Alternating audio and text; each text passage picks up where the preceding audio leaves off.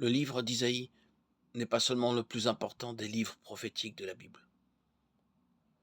Il est aussi celui qui annonce de manière la plus forte, et dans de nombreux passages du livre, la venue du Messie, fils de David. Certains de ces oracles sont bien connus, comme l'oracle de l'Emmanuel, Isaïe 7, 10, 16, cité par le récit de l'annonciation à Joseph en Matthieu 1, 22, 23. L'oracle sur le rejeton issu de la souche de Jessé sur lequel reposera l'Esprit du Seigneur, Isaïe 11, 1, 9. L'oracle enfin sur la naissance d'un enfant, conseiller merveilleux, Dieu fort, Père éternel, Prince de la paix. Mais le livre d'Isaïe ne se limite pas à quelques oracles messianiques. Il témoigne d'un sens très élevé de la sainteté de Dieu, suite à l'expérience brûlante faite par Isaïe lors de sa vocation prophétique. Il a vu des séraphins volant autour du trône de Dieu en criant « Saint, Saint, Saint est le Seigneur Tsabaoth. Sa gloire remplit toute la terre. » Isaïe 6, 3. Dès lors, pour le prophète, Dieu est le Saint d'Israël. Isaïe 1, 4. En outre, de tous les prophètes, Isaïe est celui qui a le style littéraire le plus flamboyant. Il sait chanter comme nul autre. Le désert est la terre de la soif, qu'il se réjouisse.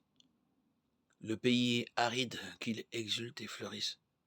Comme la rose, qu'il se couvre de fleurs des champs, qu'il exulte et crie de joie.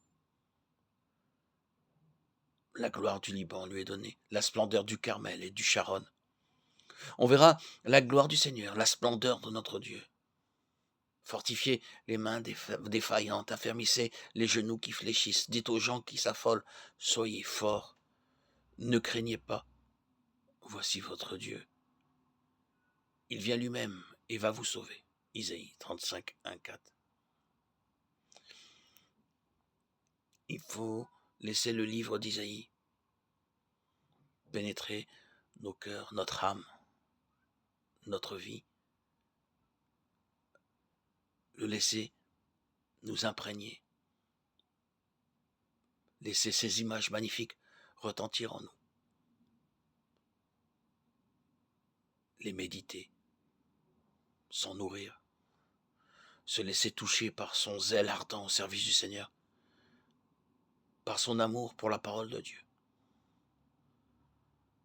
afin de grandir dans la foi, car, comme le disait le prophète au roi Achaz, incrédule, si vous ne croyez pas, vous ne vous maintiendrez pas. Isaïe 7, 9.